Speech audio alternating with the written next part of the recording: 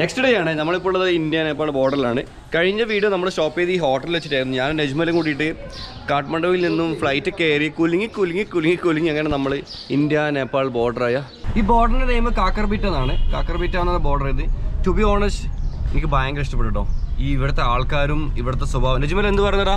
ഒന്നും പറയാലോ, ഭയങ്കര ഹോസ്പിറ്റാലിറ്റി അടിപൊളിയല്ലേ ഇവര്? ഇവരെ കഴിഞ്ഞിട്ട് വേറെ ആരും ഉള്ളൂ എന്ന് വേണമെങ്കിൽ പറയാം. അങ്ങനെ തന്നെ പറയാം. ചെറിയ രാജ്യത്ത് ഇത്രയും ഇവര് എന്താ പറയാന്ന് എനിക്കറിയില്ല, അടിപൊളിയായിട്ടുണ്ട് എന്തൊക്കെ പറഞ്ഞാലും. നേപ്പാളീസ് എന്ന് പറയുമ്പോൾ ഭയങ്കര സൂപ്പറാണ് ഹോസ്പിറ്റാലിറ്റിൻ്റെ കാര്യത്തിൽ. നമുക്ക് ഭയങ്കര ഇഷ്ടപ്പെട്ടത്. നമ്മൾ ഇന്നലെ താമസ ഹോട്ടലാണെങ്കിൽ ഇന്ത്യൻ റുപ്പീസ് 1000 രൂപയെങ്ങാണ് ഇന്ത്യൻ റുപ്പീസ് അതിന് ചാർജ് വരുന്നുള്ളൂ. 1500 രൂപ. അത്രയും നല്ല അടിപൊളി സൂപ്പറായിട്ടുള്ള ഹോട്ടലാണ്. വീഡിയോ കണ്ടാൽ മനസ്സിലാവും, ഇന്നലത്തെ വീഡിയോ ആണ്. ഇവിടെ നമ്മൾ പുറത്തിറങ്ങി പോകുന്ന സ്ട്രീറ്റൊക്കെ ഉണ്ട്, നല്ല ക്ലീനാണ്. കാണാൻ വലിയ വൃത്തിയിലാണെങ്കിലും പക്ഷേ സ്ട്രീറ്റൊക്കെ കാണാൻ വൃത്തിയാണ് കേട്ടോ. അപ്പോൾ ആൾക്കാരാണെങ്കിലും അവർ ഒരു സങ്കടമില്ല ആൾക്കാരെ നമുക്ക് കാണാൻ പറ്റില്ല, പിച്ചക്കാരും നമുക്ക് കാണാൻ പറ്റില്ല.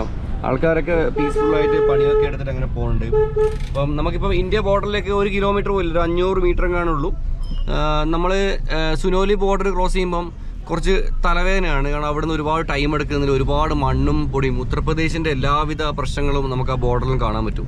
ഇവിടെ നമ്മുടെ ബോർഡർ എന്ന് പറഞ്ഞാൽ വെസ്റ്റ് ബംഗാളാണ്. വെസ്റ്റ് ബംഗാൾ കമ്പാരിറ്റീവ്ലി കുറച്ചും കൂടി നല്ലൊരു സ്റ്റേറ്റ് ആണ് കേട്ടോ, ഈ UP MP എല്ലാം കമ്പയർ ചെയ്യുമ്പം.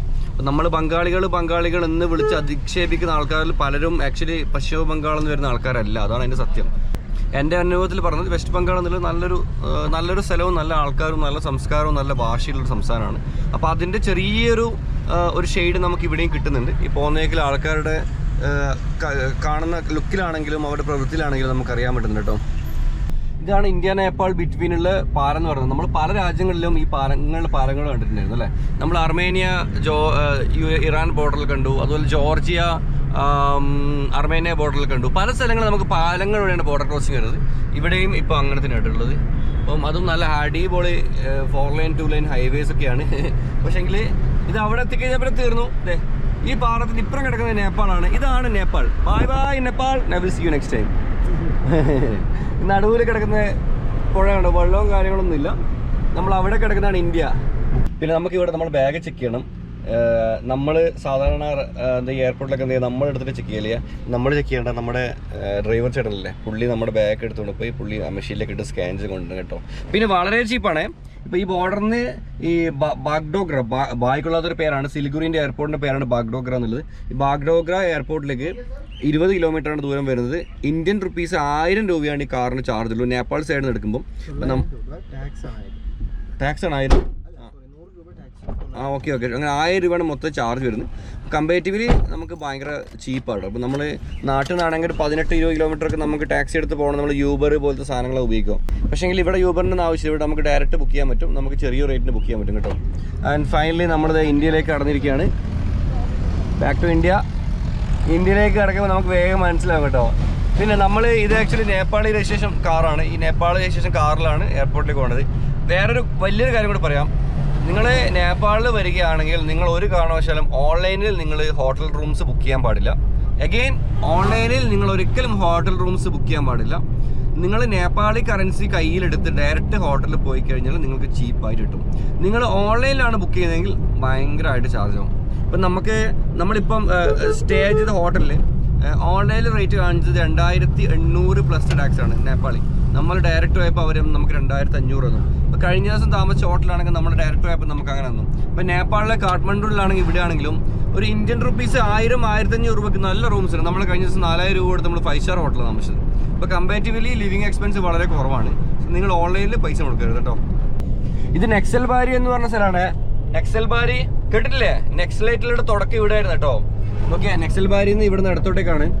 നമുക്ക് എന്തായാലും ഈ റൂട്ടിൽ ഞാനൊരു ബൈക്ക് റൈഡ് പ്ലാൻ ചെയ്യുന്നുണ്ട്. ഞാൻ വേറെ വണ്ടി എടുക്കുന്നുണ്ട് നമ്മുടെ നാട്ടിലത്തെ ആവശ്യത്തിന്. കാരണം ഇപ്പോൾ ഗോൾഡ് വിങ് കയറിപ്പോയല്ലോ, ഇനി നാട്ടിൽ വണ്ടിയിലുണ്ടാവില്ല.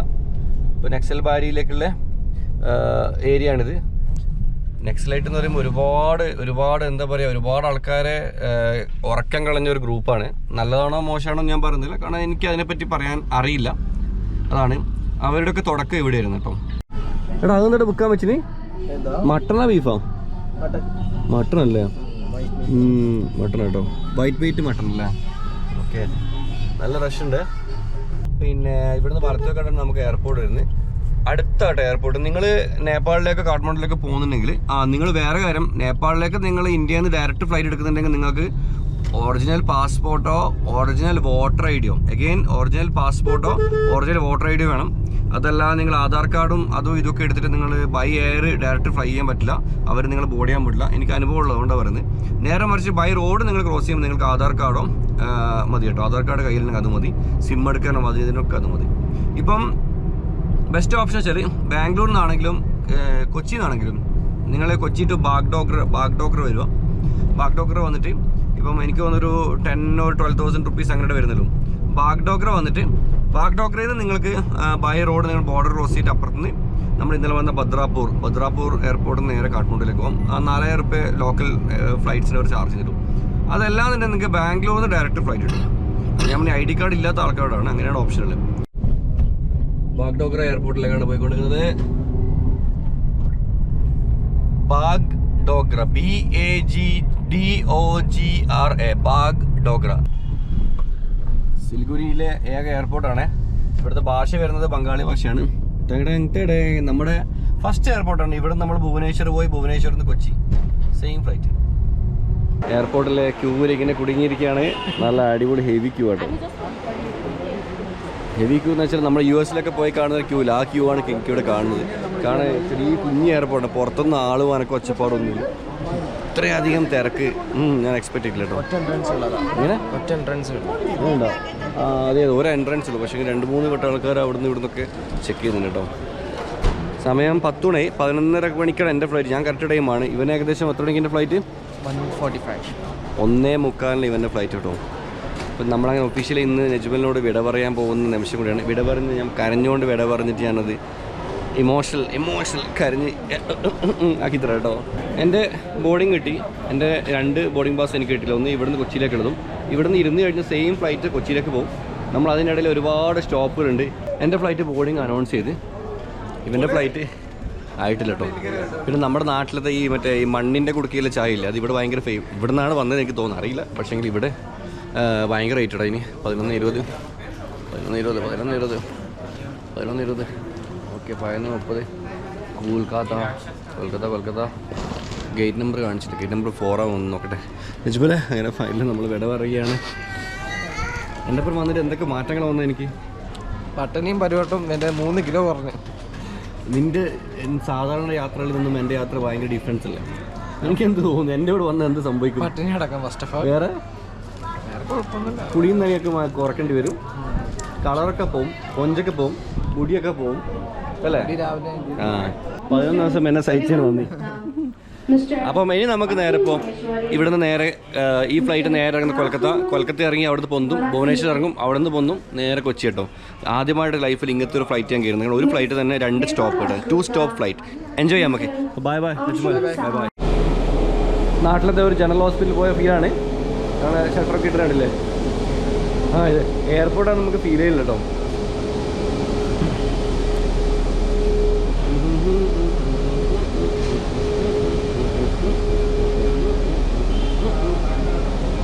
Glass don't touch. കാരണം എന്താ അറിയോ, ടച്ച് ചിലപ്പോൾ നമുക്ക് അസുഖം പിടിക്കൊണ്ടിരിക്കും. കഴിഞ്ഞ ബ്ലോഗ് ഉണ്ടവർക്കറിയാം, കഴിഞ്ഞ ബ്ലോഗിൽ നമ്മൾ നേപ്പാളിലെ എയർപോർട്ടും നേപ്പാളിലെ ബസ്സെല്ലാം കാണിച്ചിരുന്നു. നമ്മുടെ രാജ്യത്ത് വന്നപ്പോൾ കൊണ്ട് മാറ്റങ്ങളുണ്ടോ? റീസൺ എത്രയല്ലോ, അവിടെ വിമാനയാത്ര എന്നുള്ളത് ഒരു ബസ് യാത്ര പോലെ തന്നെയാണ്. അവരങ്ങനെ അത് കാണുന്നത്, വലിയ ഇമ്പോർട്ടൻസ് കൊടുക്കുന്നില്ല. കാരണം നേപ്പാളിലെ പല ഭാഗങ്ങളിലും ബൈ റോഡ് യാത്ര ഭയങ്കര മുഷ്കിലാണ്, ഭയങ്കര പ്രശ്നമാണ്. അപ്പം ഒരു 300 കിലോമീറ്ററൊക്കെ ജേർണി ചെയ്യാനാണെങ്കിൽ 14 മണിക്കൂറൊക്കെ ബസ്സിൽ തന്നെ പോകാനുണ്ട്. കുന്നുകുഴിയിലെ റോഡാണ്. അതിനേക്കാളും വളരെ ചീപ്പാണ് ബൈ എയർ പോകുന്നത്. അതുകൊണ്ടാണ് ആൾക്കാർ ഫ്ലൈറ്റ് എടുക്കുന്നത്. അവിടെ ആ ഫ്ലൈറ്റ് യാത്ര നല്ല സാധാരണ സംഭവം. ഞാൻ പറഞ്ഞത് ഭയങ്കരമായ അപകടങ്ങൾ ചാൻസുള്ള ഒരു ഒരു ഫ്ലൈറ്റ് ജേണിയാണ് നേപ്പാളിൽ നിന്നത്. അതുപോലെ തന്നെ നമ്മൾ വന്ന ഫ്ലൈറ്റ് ആണെങ്കിൽ ലാൻഡിങ് ചെയ്യുമ്പോഴും എക്സ്പീരിയൻസ് ഒക്കെ കാണിച്ചു തന്നിട്ടുണ്ട്. വീഡിയോ കാണാൻ മറന്നു ഒരു കഴിഞ്ഞ എപ്പിസോഡ് കണ്ടാൽ മതി. അതെ, ഇപ്പോൾ നമ്മൾ ബാഗ്ഡോഗ്ര എയർപോർട്ട്.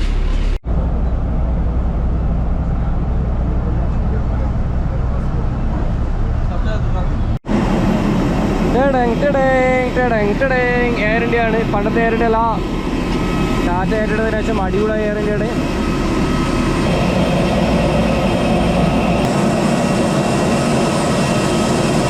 പഴയ ഫ്ലൈറ്റാണ്, നമ്മൾ പഴയ സീറ്റൊക്കെ ഉള്ളത് ഉണ്ടോ, പഴയ ടൈപ്പ് സീറ്റിലാണ്. പക്ഷെ എന്നാലും കുഴപ്പമില്ല, നല്ല കംഫർട്ടുണ്ട്. ഇനി അങ്ങോട്ടേക്ക് നമ്മൾ വൈകുന്നേരം ഇപ്പോൾ സമയം 11:30 മണിയായി. 5:40 PM നമ്മൾ കൊച്ചിയിൽ ലാൻഡ് ചെയ്യുക. അതിനിടയിലേക്ക് 2 stop, Kolkata 1 stop, Bhubaneswar 1 stop. അപ്പം ഈ സ്റ്റോപ്പൊക്കെ എത്തുമ്പോൾ ആൾക്കാർ ഇറങ്ങുമ്പോൾ നമ്മൾ ഇവിടെ തന്നെ ഉണ്ടാവും. ഇങ്ങനത്തെ ഒരു സിസ്റ്റം ഞാൻ ആദ്യമായിട്ട് എക്സ്പീരിയൻസ് ചെയ്തത്. സാധാരണ കൊച്ചിയിൽ നമ്മൾ കണ്ണൂരിന് ട്രിവാൻഡ്രത്തേക്ക് പോകുന്ന ഫ്ലൈറ്റ് കൊച്ചി കണക്ഷൻ പോകുന്നുണ്ട്. കൊച്ചി ഇറങ്ങിയിട്ട് അവിടെ നിന്ന് ട്രിവാൻഡ്രത്തേക്ക് പോകുന്നുണ്ട്. അപ്പോൾ നമ്മൾ കൊച്ചിയിലേക്ക് പോകുന്നതുകൊണ്ട് നമ്മളിതിന് കണക്ഷൻ നോക്കുന്നില്ലോ. പക്ഷേ ഇപ്പോൾ ഈ 2 കണക്ഷൻസൊക്കെ ഇങ്ങനെ ഇൻട്രസ്റ്റേറ്റ് വഴിയൊക്കെ ആദ്യം കേട്ടോ. അപ്പം നോക്കാം എങ്ങനെയാണോ എക്സ്പീരിയൻസ് ഉള്ളത്. ആൾക്കാർക്ക് ഏകദേശം ഫുള്ളായിട്ടുണ്ട്, ഫ്ലൈറ്റ് ഉണ്ടല്ലോ, എല്ലാവരും ഫുള്ളായിട്ടുണ്ട്. നമ്മളങ്ങനെ കൊൽക്കത്ത എത്തിയിരിക്കുകയാണ്. കിടന്നുറങ്ങി. സമയം ഇപ്പം 12:51. ഇപ്പം ഫുൾ എം ടി ആയിട്ടു. ആൾക്കാരൊക്കെ പോയി. സാധാരണ നമ്മുടെ എക്സ്പീരിയൻസ് എന്ന് വെച്ചാൽ നമ്മൾ കയറുന്ന് നമ്മൾ ഇറങ്ങിയിട്ട് പോകുന്നു. പക്ഷേ ഇന്നേ ദിവസത്തിൻ്റെ പ്രത്യേകത ഇപ്പോൾ ആൾക്കാരൊക്കെ വരും, വൃത്തിയാക്കാനൊക്കെ വരും. നമുക്കിതൊക്കെ ഇരുന്നിട്ട് ഇങ്ങനെ കാണാം.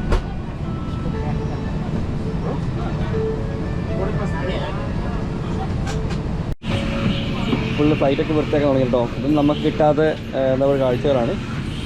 ഫുള്ള് വന്ന് അവർ ബാക്കി നിന്നൊക്കെ ക്ലീൻ ചെയ്യുന്നുണ്ട്.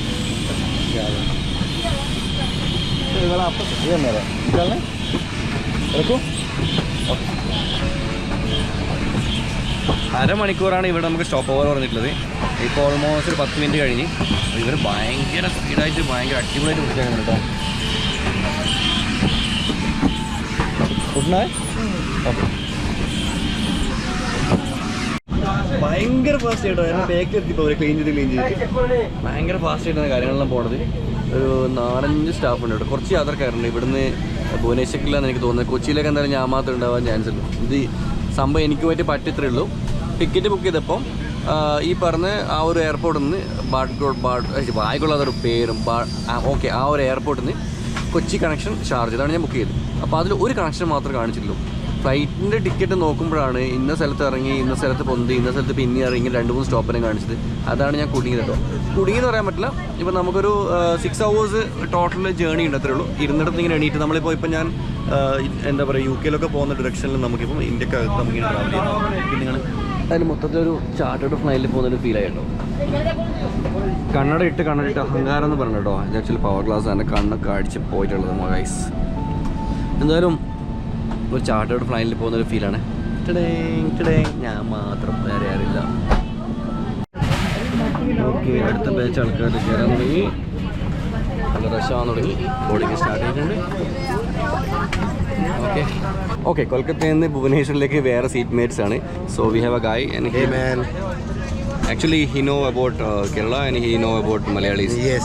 What do you want to say about Bengalis and Malayalis are very same in terms of their political history. If you see even the food and the culture, everything is very same. So I have a lot of friends, Mallu friends as well, and I've seen this guy's videos also, and I just bumped into him. All the best, man, for your പുള്ളി already എൻ്റെ videos കണ്ട ആളാണ് ഇൻസ്റ്റാഗ്രാമിൽ. അപ്പം കണ്ട് സംസാരിച്ചു. So basically from Bagdogra all the way to Cochin. Yeah, I took the ticket by online. It was showing like Bagdogra to Cochin. So this is your flight. Yeah, so Air India Mallu Express. Air India Mallu Express, absolutely. The cabin crew has been changed and the pilot also is changed. So I'm the only person sitting here with the flight. ആൾക്കാരൊക്കെ വന്നു കേട്ടോ. നേരെ തന്നെ പോരുന്നില്ല, കാലിയാണ്, കുറച്ച് കാലിയാണ്.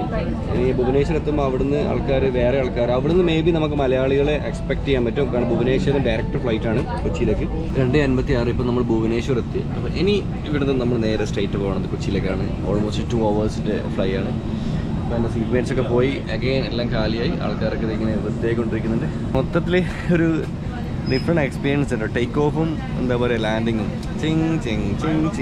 Flight ticket ആഗ്രഹമുള്ളവർക്ക് ഇങ്ങനത്തെ flight എടുത്താൽ മതി. അപ്പം ഒരു പടിക്ക് 3 ഫ്ലൈറ്റ് കയറുന്നൊരു ഫീൽ ഉണ്ടാവും. എന്ന് വെച്ചാൽ നമ്മൾ അവിടെ ടേക്ക് ഓഫ് ചെയ്ത് ഇവിടെ ലാൻഡ് ചെയ്തു, പിന്നെ ടേക്ക് ഓഫ് പിന്നെ ലാൻഡ് ചെയ്തു. അപ്പം 3 ടേക്ക് ഓഫും 3 ലാൻഡിങ് കിട്ടും. നമ്മൾ ഡിഫറെൻറ്റ് പ്ലെയിനിൽ കയറുന്നതിന് പകരം സെയിം ഫ്ലൈറ്റിൽ നമുക്ക് 3 പ്രാവശ്യം ഇരിക്കാനുള്ള ഓപ്ഷൻ കിട്ടും. ഇതിപ്പോൾ മൊത്തം അഗെയിൻ എൻ്റെ എന്താ പറയുക പ്രൈവറ്റ് പ്ലെയിൻ അല്ലെങ്കിൽ ചാർട്ടേഡ് പ്ലെയിൻ്റെ അവസ്ഥയാണ്. ഞാനാണ് അവിടുന്ന് കൊച്ചി വരെയുള്ള പാസഞ്ചർ. ബാക്കി എല്ലാവരും ഇൻ ബിറ്റ്വീൻ ഇറങ്ങുന്നതോ പോകുന്നതുകൊണ്ട് കേട്ടോ. ആൻഡ് ഫൈനലി ഞാൻ അങ്ങനെ കൊച്ചി എയർപോർട്ടിലെത്തി. ബ്രദറുള്ളത് വണ്ടി ഓടിക്കുന്നത്. അപ്പം കറക്റ്റായിട്ട് പറഞ്ഞുതരാം. ഇപ്പം നമ്മളിപ്പോൾ ഇവിടുന്ന് ഞാനിപ്പം കാഠ്മണ്ഡുവിൽ നിന്ന് ദുബായിലേക്ക് പോവുകയാണെങ്കിൽ എനിക്ക് 50,000 60,000 രൂപയുടെ ടിക്കറ്റ് ഫെയർ വരുന്നുണ്ട്. അതുകൊണ്ടാണ് ഞാൻ കണക്ഷൻ എടുത്ത് നിങ്ങളോട് ഓൾറെഡി പറഞ്ഞിട്ടുണ്ട്. ഓക്കെ, അതിലെനിക്ക് വേറെ ഒരുപാട് മെച്ചങ്ങൾ. ഒന്നാമത് എൻ്റെ ഫാമിലി മുഴുവൻ ഇവിടെയുണ്ട്. എൻ്റെ ഉപ്പ എല്ലാവരും ഇന്നലോട് വന്നിട്ടുണ്ട്. അപ്പോൾ എനിക്ക് കൊച്ചിയിൽ അവരെ മീറ്റ് ചെയ്യാൻ ഓപ്ഷൻ ഉണ്ട്. അതുപോലെ തന്നെ കൊച്ചിയിൽ നിന്ന് ഇപ്പോൾ നോക്കുന്നത് കൊച്ചിയിൽ നിന്ന് ദുബായിലേക്ക് പോവുകയാണെങ്കിൽ നാളെ കൊച്ചിയിൽ നിന്ന് ദുബായിലേക്ക് പോവുകയാണെങ്കിൽ എത്ര പ്രൈസ് അറിയാം? എനിക്ക് എത്രയാ connection flight, non stop flight. ഞാൻ പോകുന്ന ഫ്ലൈറ്റ് എയർ ഇന്ത്യ എക്സ്പ്രസ് 32,000 രൂപ. 32,000 രൂപയാണ് ഇവിടുന്ന് കൊച്ചിയിൽ നിന്ന് ദുബായിലേക്കുള്ള ഫ്ലൈറ്റിൻ്റെ റേറ്റ്. നമുക്കിട്ട് എത്രക്കാം നമ്മൾ ഇവിടുന്ന് ബോർഡർ നമ്മൾ ഇത്രയും കണക്ഷൻ വന്ന് കൊച്ചിയിൽ വന്നിട്ട് പോകുമ്പോൾ നമുക്ക് 22,000 കിട്ടി. അതാണ് കോമഡി. ഡയറക്റ്റ് ഫ്ലൈറ്റിനേക്കാളും റേറ്റ് കുറവാണ് കണക്ഷൻ ഫ്ലൈറ്റിന് വരുമ്പോൾ. എന്താണ് അതിന് ഗുട്ടൻസ് മനസ്സിലാകുന്നില്ല. അപ്പോൾ ഇവിടെ ഫാമിലിയോട് ടൈം സ്പെൻഡ് ചെയ്യും. എനിക്ക് 9 hours എനിക്ക് ലേ ഓവർ ഉള്ളത്. മോർണിംഗ് പുലച്ചക്ക് 2 മണിക്കാണ് എൻ്റെ ഫ്ലൈറ്റ്. അപ്പോൾ അതുവരെ ഇവരോട് ടൈമൊക്കെ സ്പെൻഡ് ചെയ്ത് പോകണം. ഇതാ ചെയ്യുന്നത് കേട്ടോ. പിന്നെ നോർത്ത് ഇന്ത്യ എന്ന് പറയുമ്പോൾ എൻറ്റയർ ഡിഫറെൻ്റ് ആണ്. സത്യം ഞാൻ നേപ്പാളിൽ പോയി വന്ന ഈ റൈഡ് എക്സ്പീരിയൻസിനോട് പറയുകയാണ്, നേപ്പാളികൾക്ക് ഇന്ത്യയിൽ ഏറ്റവും റെസ്പെക്ട് ഉള്ളത് കേരളത്തിനോടാണ്, മലയാളികളോടാണ്. നമ്മൾ എവിടുന്ന് വരുന്നതെന്ന് ചോദിക്കുമ്പോൾ നമ്മൾ ഫ്രം കേരള എന്ന് പറയുമ്പോൾ Kerala good country, good place, എന്താ പറയുക, എവ്രിബഡി ഗുഡ് പീപ്പിൾ എന്നൊക്കെ പറഞ്ഞിട്ട് അവർ നമ്മളെ ഈ ഒരു സംസ്ഥാനത്തിനെ പറ്റി പുകഴ്ത്തി പറയുമ്പം ഭയങ്കര സന്തോഷമാണ്. കാരണം അവർ കാണുന്ന UPയും മറ്റേതും മറിച്ചൊക്കെയാണ്. പിന്നെ നോർത്ത് ഇന്ത്യനെ പറ്റി കുറ്റം പറയുമ്പോൾ ചില ആൾക്കാർക്ക് സഹിക്കില്ല. അത് സത്യമാണത്. കാരണം അവരെ കുറ്റം പറ്റിയ കാര്യമില്ല. നോർത്ത് ഇന്ത്യ എന്ന് പറയുന്നത് കേരളത്തിനെ കമ്പയർ ചെയ്യുമ്പം 10-1 കേട്ടോ. അതാണ് സത്യം. അത് മാത്രമാണ് സത്യം. അത് നമ്മുടെ സർക്കാരിൻ്റെ മെച്ചമെന്ന് ഞാൻ പറയുന്നത്, പക്ഷേ നമ്മുടെ ജനങ്ങളുടെ മെച്ചമാണ്. നമ്മുടെ ജനങ്ങൾ നമ്മൾ വിദ്യാഭ്യാസം നേടി, നമ്മൾ പഠിച്ച്, നമ്മൾ വിദേശത്ത് പോയി, നമ്മൾ സമ്പാദിച്ച്, നമ്മൾ പൈസ കൊണ്ടുവരുന്നത് ഇവിടെ ചിലവാക്കുന്നു. അങ്ങനെയാണ് നമ്മുടെ നാട് നന്നാവുന്നത് തന്നെ. ഒരുപാട് നന്ദി സപ്പോർട്ട് ചെയ്യുന്നതിന്. ഇനിയിപ്പോൾ എനിക്ക് ഇവിടെ നാളെ ദുബൈയിലേക്ക് പോകണം. ദുബൈയിലേക്ക് പോകുന്ന വീഡിയോ എടുക്കുന്നില്ല. അത് നോർമലി എല്ലാവരും പോകുന്നില്ല, ഫ്ലൈറ്റ് കയറി കിടന്നുറങ്ങി പോകാന്നുള്ളതാണ്. പക്ഷേ അടുത്ത വീഡിയോ വരാൻ പോകണം നമ്മുടെ വണ്ടി UAE ലാൻഡിൽ ആവുന്നതായിരിക്കും കേട്ടോ. ഓക്കെ, എല്ലാവരും സ്റ്റേ ട്യൂൺ. ഒരു ദിവസം പോലും വീഡിയോ സ്കിപ്പ് ചെയ്ത് കാണണം, മറന്നു വരും കേട്ടോ. ഒരുപാട് നന്ദി സപ്പോർട്ട് ചെയ്തതിന്. അടിപൊളി വീഡിയോസ് വരാണ്ട് അടുത്ത എപ്പിസോഡ് കാണാം.